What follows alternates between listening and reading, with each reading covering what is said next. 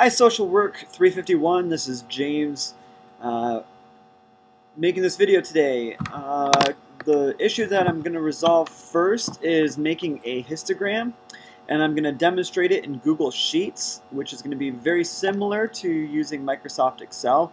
Just a couple tiny little adjustments you may have to make, but I did see that we had some success last night with getting data into Excel and using the analysis tool pack. So I'm confident that we'll be able to do this and make it work for us. So this is just a review, clean, straight through review of how to make a histogram. I'm going to show a couple extra things along the way too. So here's a set of data. This is for apartments. It's a sample of people who responded on the temperature in their apartments. Okay, so we can see we have a lot of values in the 60s, a lot of values in the 70s, 70 degrees Fahrenheit. First thing that I'm going to do in order to make this histogram is I'm going to get a sense for the minimum and the maximum, and I can come in and type in a formula. I'm going to use equals to say that we're going to have a formula, and then if I want the minimum, and then I want this, it tells me minimum value in a numerical data set. And then the first value is right here, and the last value is all the way down here. So the minimum of this data set, we could visually find it, but it's 65. And the maximum of the same data set, so I'm typing in max and then open parentheses, and then the first value is the 72. And the last value is the value of 70. I need to close the parentheses, and when I hit enter, this tells me that the data goes between 65 and 73 degrees Fahrenheit. When we talked about range last night, that's not a very big range. 65 to 73 is only a difference of 8. Okay? So here's our data, and we need to set up our bin width. What this bin width does, two things. It's got to be, we have to have equal intervals to be accurate with a histogram. And the second piece is we want all of our data to fall in these bins for the histogram. And when I generate the output, we'll see a little bit more what that means. So if we look here, we have the 65. We could start right at the 65 if we wanted to. I'm actually going to start just a little bit less than that.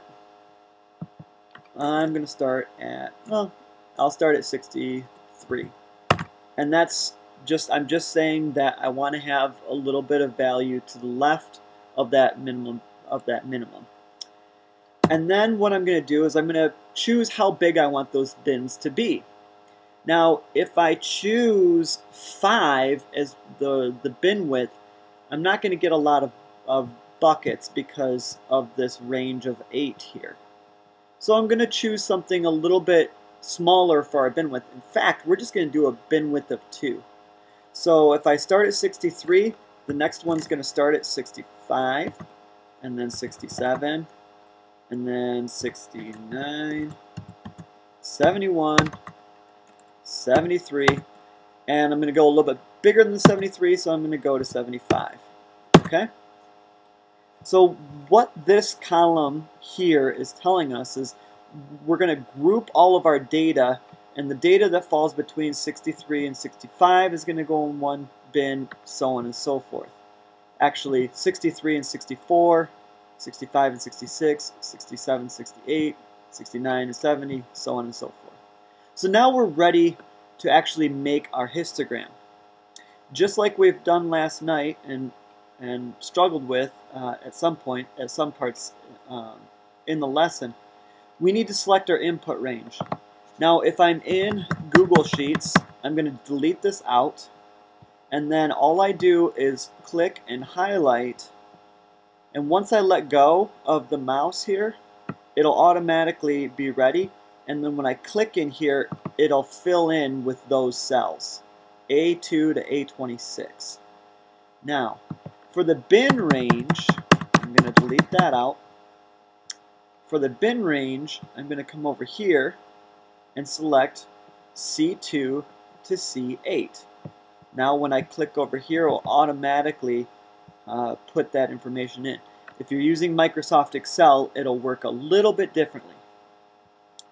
I'm going to add the labels, and for my output range, I'm going to delete this out, and I want to select the first cell where I want this histogram to be to be generated for us.